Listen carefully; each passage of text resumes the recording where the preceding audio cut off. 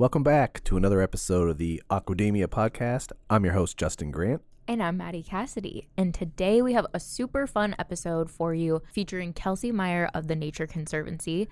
But since this is our last episode of 2025, we thought it would be the perfect opportunity for us to do a little mini end of year wrap up because we've done this for, what is it now? I think this is our 7th year. Yep. 7th annual end of year wrap up episode. So we have to give you a little taste of everything that happened this year. So one of our big milestones this year in 2025 was our guest total. So we have breached the 200 guest total. We are currently at 202 guests that have joined us on the Aquademia podcast.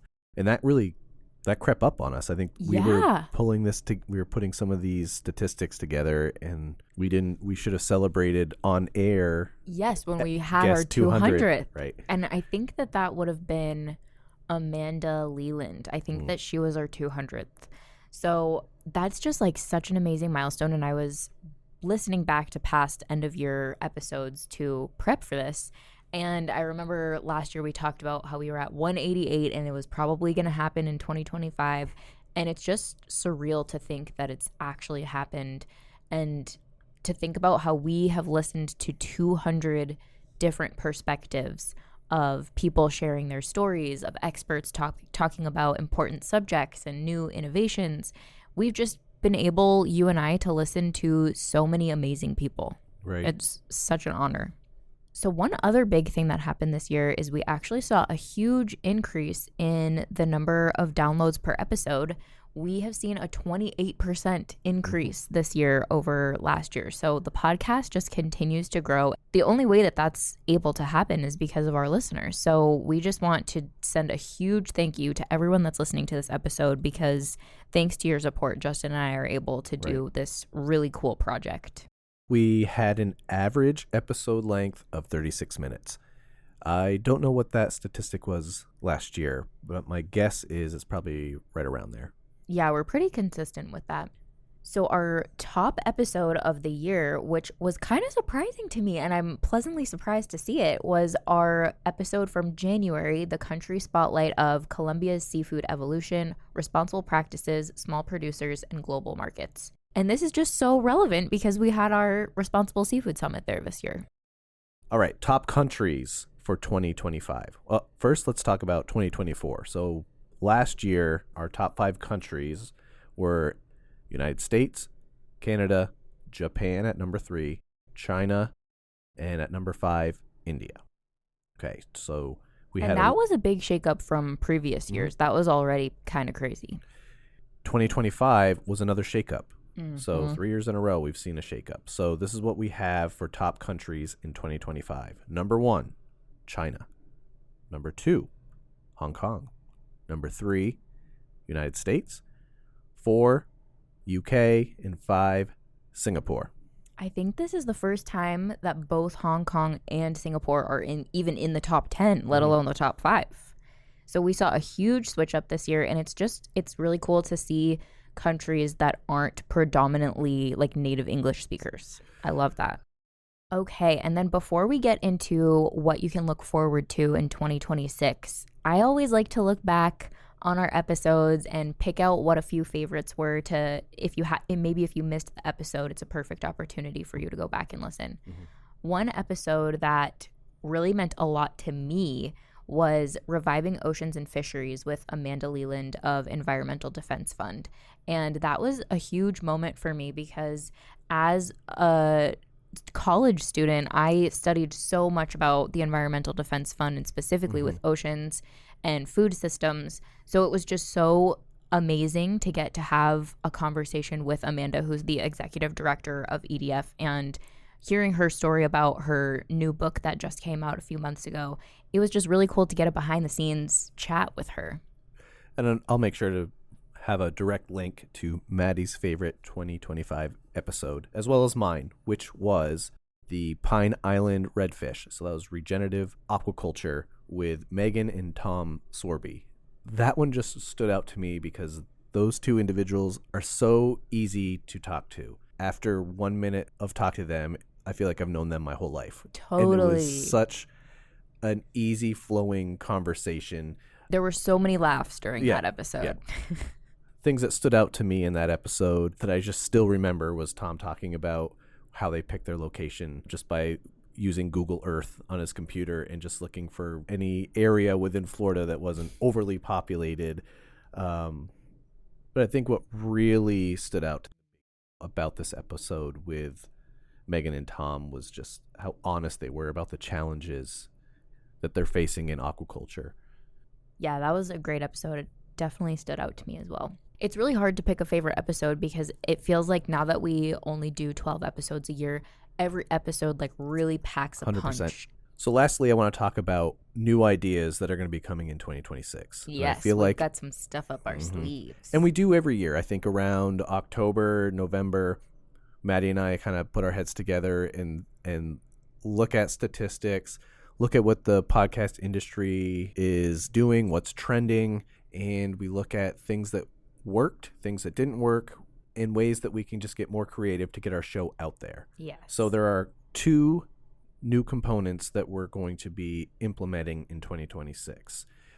So I'm going to start with listener stories. This was an idea that Maddie came up with early on in the year, I think, where listeners of the podcast can submit their funny, creative, seafood-related stories. If we get enough stories submitted, we will do an entire episode next year on listener seafood stories.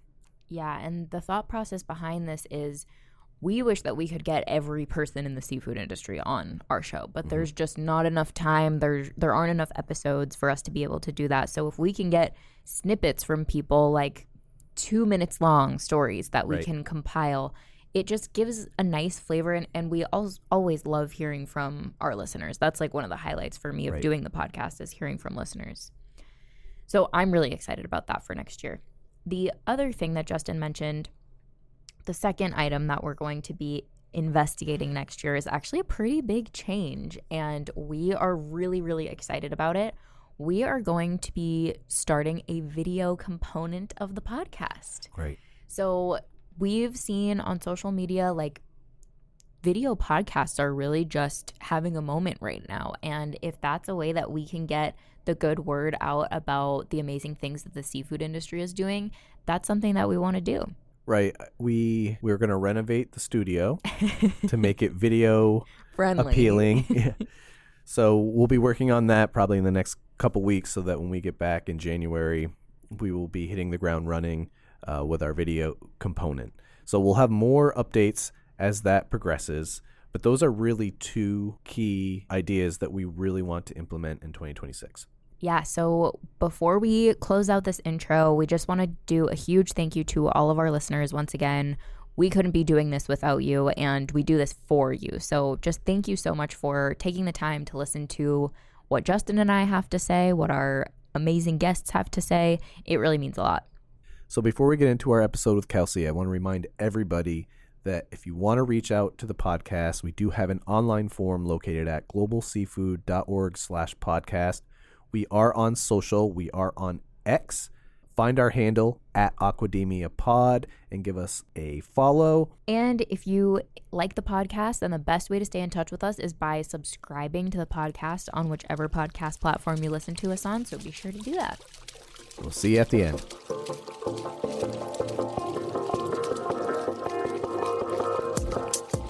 Welcome to the Aquademia podcast. Our diet is hurting the environment in myriad ways. I mean, we desperately need to eat more seafood. This is a pioneering industry with a whole lot of people who have really good ideas and a lot of experience and are unafraid. Aquademia is your go-to podcast for a fresh take on all things seafood.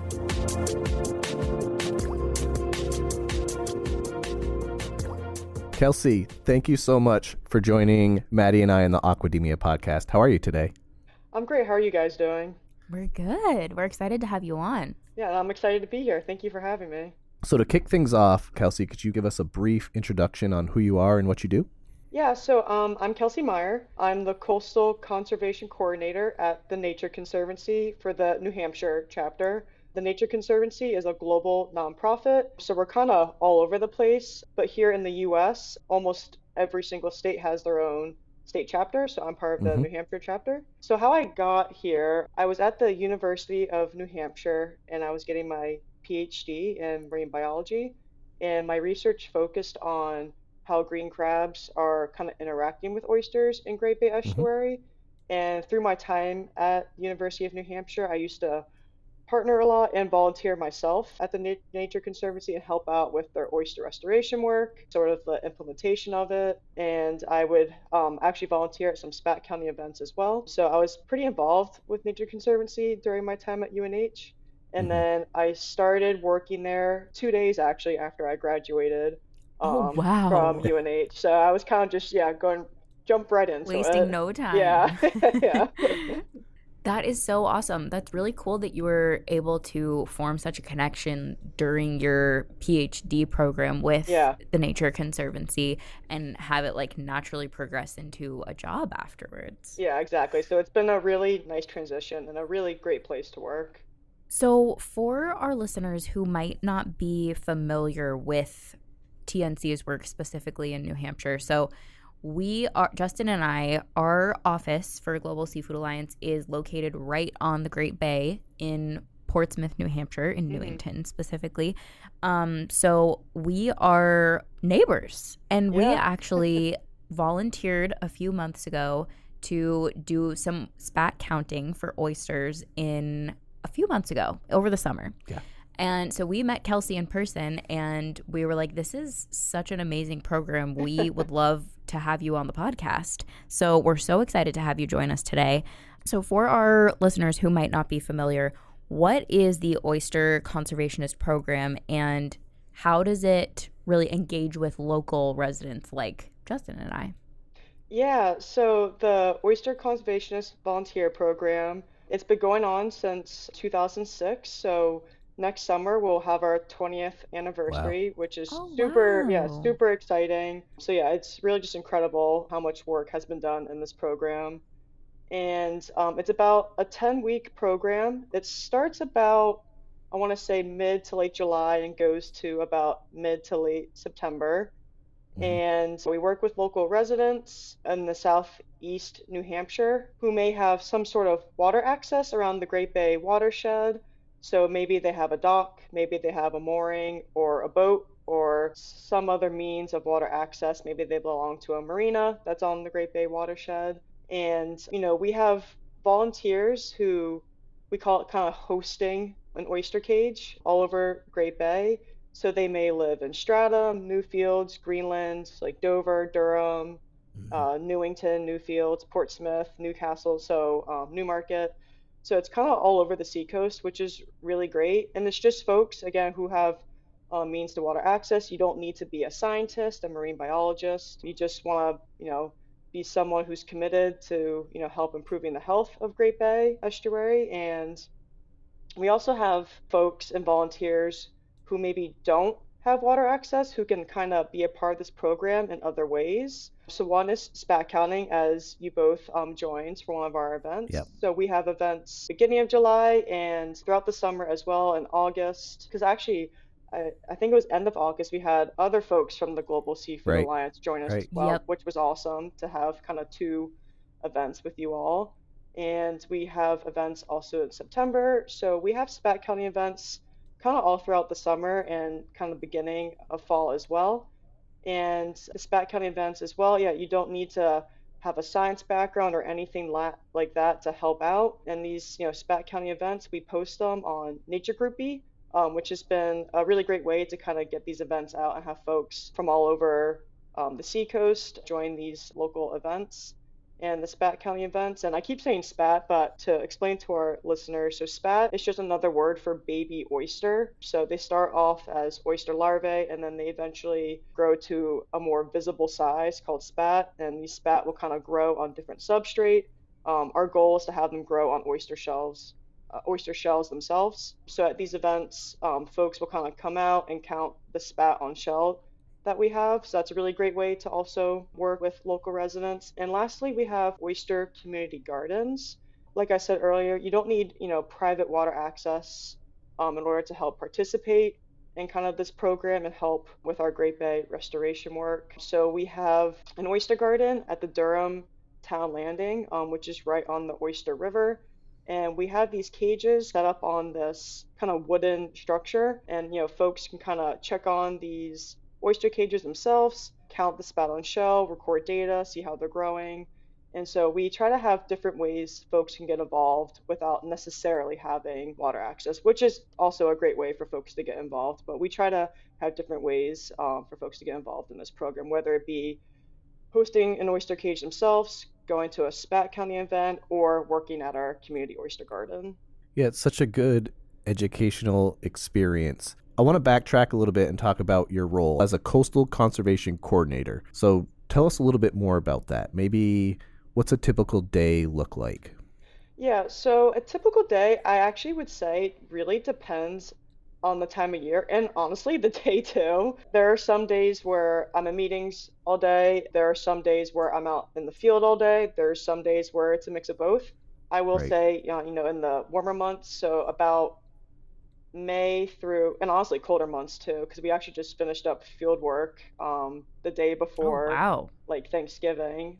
So from about May to end of November, we're out in the field quite a bit, and now kind of transitioning into the colder months, December, it's definitely a little bit more computer work, a lot more data crunching. So my main role is coordinating and implementation of the Oyster Conservation Program and working with our community and working with different teams and volunteers. But I also help manage our conservation data, kind of help with planning and developing current projects or new projects we're trying to apply to, and just Hmm. overall maintaining records. I also help assist our Great Bay program manager, Brianna Group, and sort of different restoration activities and maybe experiments we have going on as well.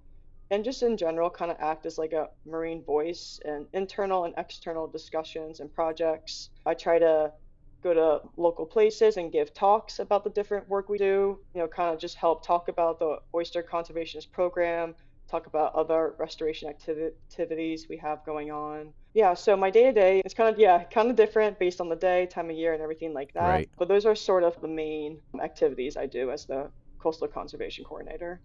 That's awesome. So, to give us a little bit of context around the Oyster program as a Hmm. whole, I think a lot of our listeners are probably familiar with the benefits of oysters in ecosystems, but for those Hmm. that aren't, it's probably good to do a little recap. Like, why is this program important and how is it contributing in tangible ways to our local ecosystems? So, oysters are often referred as ecosystem powerhouses. So, Hmm. can you explain what makes them so valuable, especially to estuaries like Great Bay? Yeah, so oysters, they're like, I call them like engineers almost. They're like kind of like architects in terms of, what they do and how they help our waterways, especially Great Bay Estuary. Great Bay Estuary in general, I would say, is a really highly productive estuary. There's so many critical habitats that are in Great Bay Estuary, including oyster reefs. Unfortunately, though, our oyster reefs have declined over, the years, and that's not just unique to Great Bay. That's happened in a lot of places globally. Oyster reefs have been declining, and we want to help restore these oyster reefs because they provide so many ecological benefits. Like you said, they're kind of powerhouses, and oyster reefs, they can create important habitats. So juvenile fish, for example, will actually use oyster reefs as nurseries. They may, live in these oyster reefs to help find protection and refuge from predators. Hmm. Might use it as a food source, things like that. They also help improve water quality. Oysters, a single oyster can filter up to about 50 gallons a day. So when we have like excess nutrients from like, storm water runoff getting into our waterways, we can get a lot of extra nutrients that can create, algae blooms and things like that. And oysters can kind Right. of help improve the water quality by filter feeding. And while doing that, they can also help reduce nitrogen, which can be a nutrient that sometimes is in excess. Oyster reefs can help protect our shorelines. So oyster reefs can kind of act as like a natural jetty in a way, so help protect our shorelines from, say, like wave energy from big storms and things like that. And they also help provide food, not just for us as humans. Humans in general, love to enjoy oysters, especially on the half shell, especially, here in New England. They also help provide food for other organisms in Great Bay. So like birds and crabs, like to eat oysters. And just in general, they're a good buffer against climate change. So yeah, oysters are just so incredible. And although this may not be an ecosystem service per se, they also help just with our coastal economies. So, we have oyster farms here in New Hampshire. A majority of them are in Great Bay Estuary. Oyster farming, people buying oysters, that definitely helps boost our New Hampshire coastal economies. And the oysters grown on these farms actually provide the same great ecosystem services as, say, a natural oyster does as well.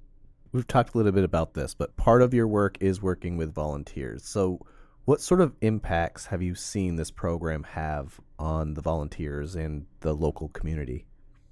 Yeah, this is probably my favorite part of all the work I do. I love, working with the different volunteers, whether that be when I go and drop off, an oyster cage at our volunteers who participate in our oyster conservationist program, having volunteers come to our Spat County events, or, volunteers who help out at our community oyster gardens. And the kind of impact I really like seeing is that I feel like folks kind of do this work and leave feeling like, oh, I can make a difference at a local level, Hmm. which is so important. It can be so tough sometimes, globally, things like, climate change. It's like, oh, what can I do? And, helping at a local level is huge. It's so important.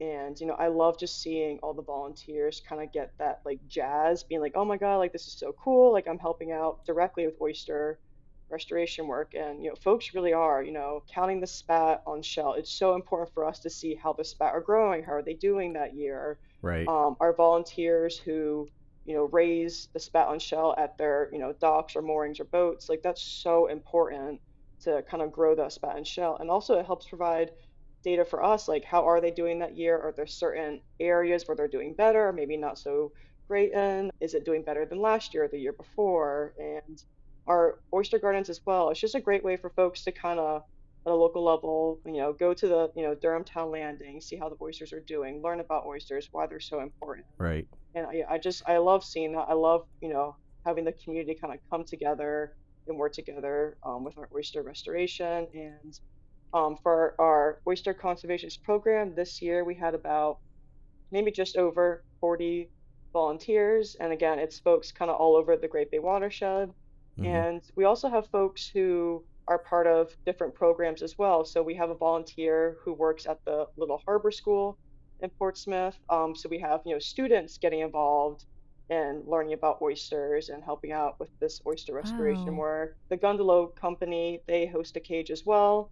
So we're working with other nonprofits, the Coastal Conservation Association, or the CCA. We had a volunteer from that program host a cage this year as well. So not only are we working with local residents, we're also working with local schools, local nonprofits. So yeah, it's just been really great to see that impact.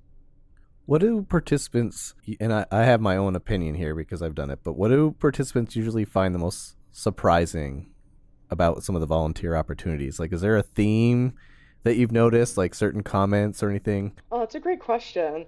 I think one thing I've noticed with all the different events is just how excited folks get that they get to be a part of this Right. program, and how like open it is, and how it's just like you get to enjoy a beautiful day out on the Hmm. water, get your hands a little muddy and dirty, learn about oysters, count the Right. spat. And yeah, I think that's one thing I've noticed, just like how excited and happy people get to be participating in this program. And yeah, it's just so great to see. And we have families who come out and do it together, so it's just like a great family-oriented place too. Yeah, so it's just been really great to see how excited folks get to be participating in it. Yeah, that's certainly what our experience was. We had such a great time Hmm. volunteering this summer. And it was a beautiful summer day. The sun was out. It was just so nice to be on the water. And we met a bunch of other volunteers that happened to be there that day as well, who we had great conversations with, and we've kept in touch with some of them. Exactly. And it was just so nice to feel so engaged in the local community. It's a great feeling. It was kind of a good team building activity. I mean, our totally. department has been together for quite some time, but to get out on the field, so to speak, and to partner up and to count the spat, and everyone had their own cages, you realize like how competitive some people get. We were very competitive. So we would find one specific oyster shell and it would have 30 plus spat on it. You know, we'd call you over and confirm the count, because we're like, okay, this is the record. We hold, our group holds the record. We found the most. So we were able to kind of really enjoy, you know, sitting at those picnic tables, partnering up, doing good work, but at the same time just making new friends and being a little bit competitive, which I'm sure not everyone goes there thinking like, all right, I don't know how I can make this into a competitive game, but if anyone can, it's Justin and I. Yeah, that's true. Yeah. It's just like a lot of fun. Like, it's fun. Yes, it's so fun. And we had such a great time that we came back to the office and we were talking it up so much that another group was like, we want to try that. So we ended up setting up a second opportunity for our coworkers to join, and they also had such a great time. So happy to hear. Yeah. Because it was so great. That's what we want to hear. That's what we want to do. We want to work with local residents and just get people excited and jazzed about all the great work they can help with. So let's zoom out a little bit, and if you could walk us through the entire process from how oysters are raised in the program. So starting with like you receiving the spat, how does it work from receiving the spat to planting the oysters at the restoration sites? Yeah, so we get our oyster larvae from a hatchery in Maine called Muscongas Bay. And this year, I want to say it was about 6 million oyster larvae we got from them. And so they kind of come in like these, boxes, these oyster larvae with, water and stuff. They almost look like quinoa when we get them. Wow. Yeah, they're like very microscopic. And we partner with University of New Hampshire, the Jackson Estuarine Laboratory, which is where a lot of our Spat County events happen as well. So we work with them at UNH. We have like these tanks set up at that lab, and so when we get the oyster larvae, we fill the tanks up with bay water, and we have a bunch of, I call them like blank oyster shells. So it's shells that we get from the Coastal Conservation Association. They get these shells from like local restaurants. So again, we kind of try to work with all these different local nonprofits and organizations. And so we get the shell, we put the shell in these oyster cages. The oyster cages aren't that big. Maybe they're like 2 by 3 feet, something like that. And we put about maybe 200 shell in each cage. We take the oyster larvae and, put it in the tank with the water in these cages. In about 3 to 5 days, the oyster larvae actually will stick on to those oyster shells. And so they have like almost like a glue to them. So once they're on that oyster shell, like they're stuck there, like they will live there, and they like slowly start to grow. And then, once they become baby oysters, we call them spat. And so after about 3 to 5 days, these oyster larvae will start attaching themselves to the shell. They'll grow, they'll become baby oysters or spat. And then from there, we take these spat on shell cages and we put it out onto a floating raft, which is right next to the dock at the Jackson Estuarine Laboratory, and they'll be in there sometimes for a few weeks. And so they get a chance to kind of grow and become a little bit larger.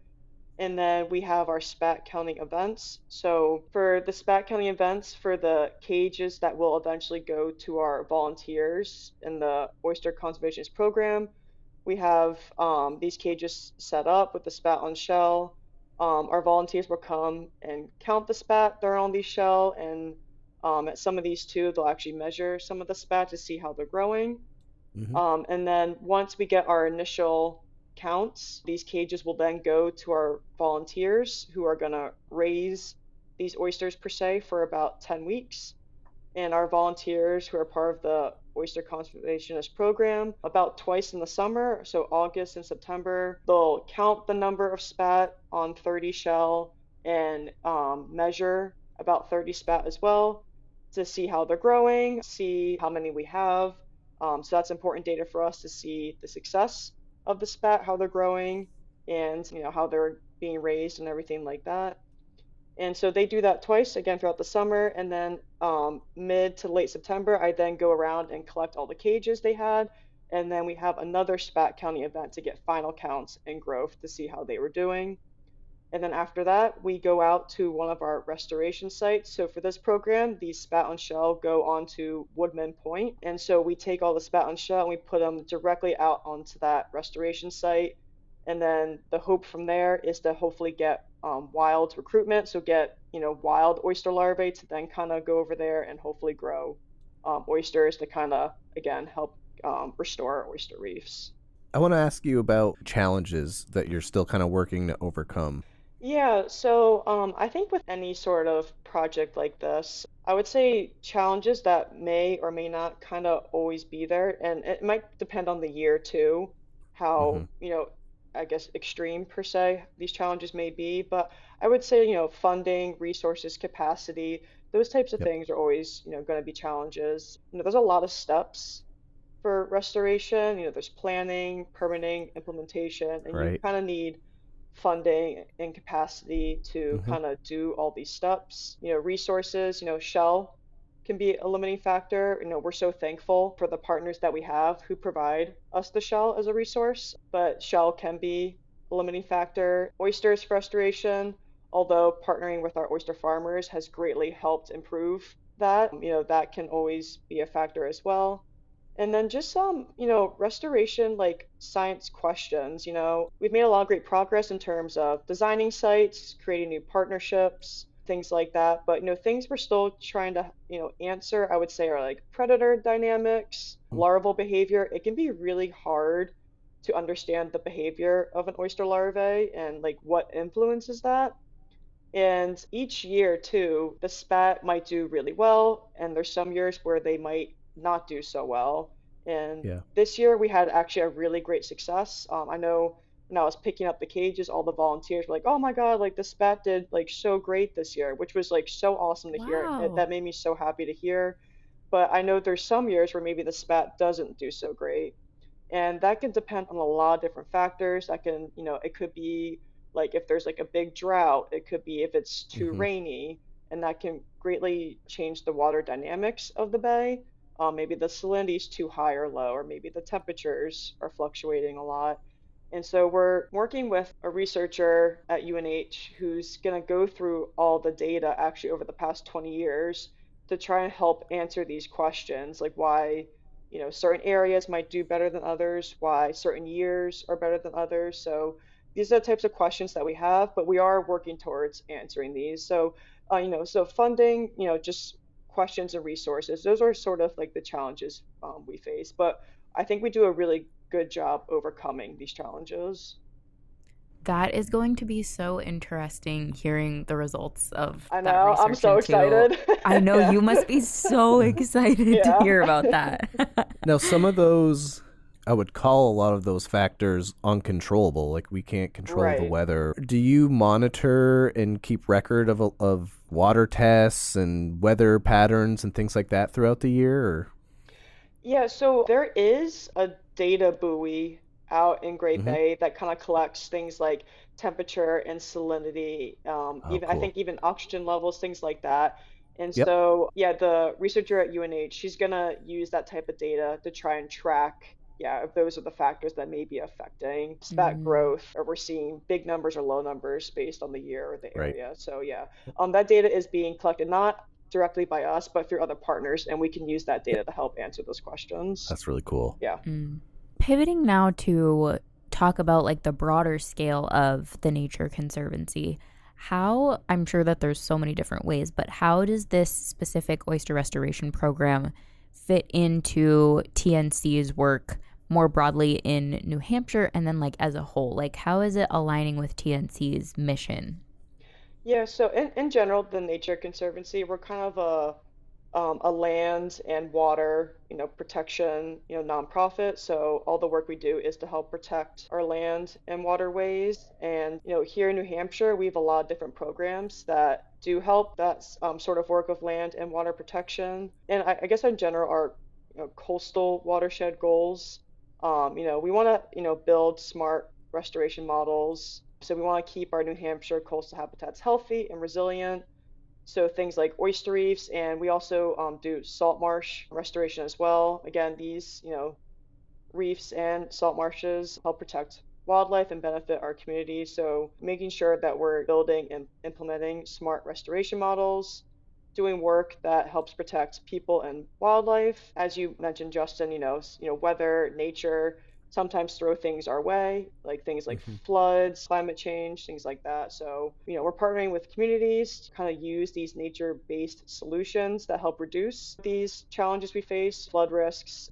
making sure we're strengthening our infrastructure, keep wildlife safe, things like that, making sure we're helping to protect not only, our homes, our road, our people, but wildlife as well. We want to help protect local communities and help improve quality of life for everyone, whether that be our coastal communities, but also, again, like our oyster reefs, our salt marshes, our rivers, things like that.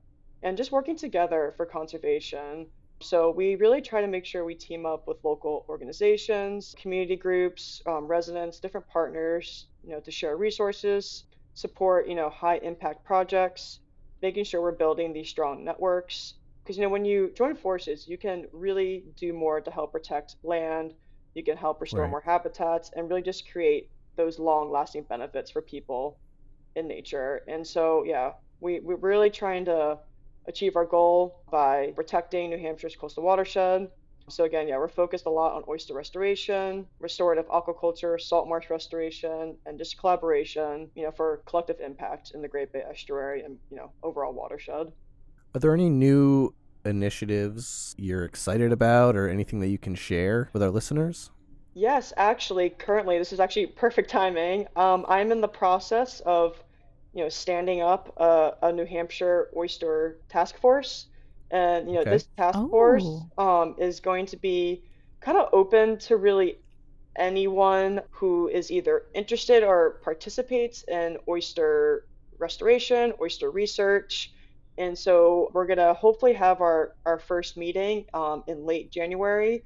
And this task force, we're really gonna be sharing resources Mm. and kind of just like working together as a group to kind of figure out, what are the gaps in research, what challenges are folks facing in terms of oyster research and restoration, what might be the biggest challenges in 3 to 5 years? How can we work together Yeah. to making sure we're doing everything we can for the best possible, oyster restoration and oyster research that's taking place in New Hampshire. So I'm really excited about this task force, and I think we're going to do a lot of great work together, yeah, to making sure we're doing everything we can to help restore our oyster reefs. that's amazing. And I'm sure that that will probably keep you busy in the colder months Yeah, when you're stuck exactly. inside. And I'll be begging to go out in the field, yeah. Yeah. Yeah, yeah. So, for anyone that's been inspired by this episode, maybe they're located locally in New Hampshire or maybe they're not, what are the best ways that they can get involved either through volunteering or advocacy or just supporting your work in general? Mhm. Yeah, so I would say in terms of, the work that I do, yeah, like come out to a spat counting event, check out our community oyster gardens, or, maybe come to a talk we might be having at a local, restaurant in the Seacoast area, because we do a bunch of these talks as well. So, come on out, get involved by either volunteering or your advocacy, or just, yeah, coming out to a talk, meeting with us. Because we're always happy to answer questions too, or maybe you might be interested in salt marsh, and I can get you in contact with some of our salt marsh folks. So, if people want to like take it a step further, maybe they can't make it to an event or maybe they want to just keep in touch with the work you're doing, what's the best way that they can do that? Yeah, so we have a few ways folks can kind of just learn and, stay up to date on the things we do. We do have social media outlets, so Mhm. Instagram and Facebook. We have a New Hampshire Nature Conservancy page folks can follow, and our marketing and communications team does a really great job making sure everyone's staying up to date, whether it be events they can go to, whether that be like a talk or a volunteer event, or just in general. They post snippets of the work we can do with links to our pages to read more. Folks can also sign up for our newsletter. So we do a newsletter as well where folks can kind of just stay up to date on all the work we do if they can't come out to a specific event. So if they go to our Nature Conservancy New Hampshire website, they can sign up for the newsletter directly from there to stay more up to date on the things that we have going on. Oh, perfect. And we're going to put all of that information in our show notes. Kelsey, is there anything else while you have this platform and our listeners' ears that you want to get out there? Just in general, New Hampshire and Great Bay is such a vital and dynamic ecosystem. It's home to such a rich diversity of marine life, and oysters, they play such a crucial role in this estuary. So I want to give a shout out to Great Bay. I want to give a shout out to our oysters. They're both just so amazing and incredible. And yeah, I hope folks listening to this get excited about it. Maybe they'll sign up for a newsletter. Maybe they'll come out to an event. And yeah, I'm just really excited about all the work we're doing. Well, we appreciate the work that you're doing. From Maddie and myself, our experience was great, and I really hope that more and more people take the opportunity to go and see what everything is about. All right. Well, thank you so much for joining us, Kelsey. This was such an incredible conversation, and it feels like a full circle moment from when we were talking about having you on the show, when we were sitting at those picnic tables counting spat. Thank you so much for having me and giving me the space and opportunity to, talk about the Oyster Conservation Program and just some of the other work we do. And yeah, just thank you so much for having me. I really appreciate it. Folks, that was our conversation with Kelsey Meyer. I hope you learned something. I hope you enjoyed it. Yeah, it was great to get to chat with Kelsey again. So this is our last episode of 2025. Again, I want to echo what Maddie said in the intro. A huge thank you to all of our listeners. If it wasn't for you, we wouldn't be able to continue to do it. So huge thank you to all of you. As a reminder, we do have an online form, so we do want to hear from you. If you have any comments or questions, topic suggestions, want to be a guest, or know of a guest that would be great on the show, fill out that online form located at globalseafood.org/podcast. And we are on social. We are on X. Find our handle at Aquademia Pod and give us a follow. And if you liked this episode, then be sure to give us a rating or review on whichever podcast platform you listen to us on. And if you're listening to this before the end of the year, then have a happy, healthy, safe holiday season, and we will talk to you in the new year. Ciao. Bye.